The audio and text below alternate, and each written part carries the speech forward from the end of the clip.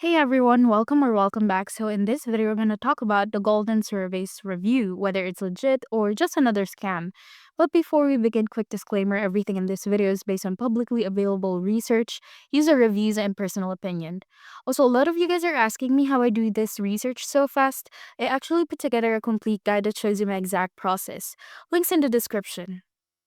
So, Golden Surveys is a mobile app available on the Google Play Store that promises to pay users for completing simple surveys. It has a 2.8 star rating based on limited reviews, and most of them aren't great, such as constant screening out, slow progress to cash out, technical issues, and poor support.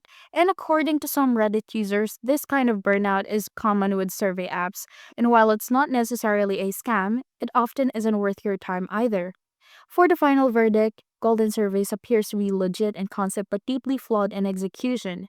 With low earnings, frequent disqualifications, and technical issues, the app feels more like frustrating than fruitful. If you are looking to earn from surveys, there are more reputable platforms out there. Now, have you tried Golden Surveys yourself? Share your experience in the comments below. And if you found this video helpful, don't forget to like and subscribe. Thank you for watching, and I will see you in the next one.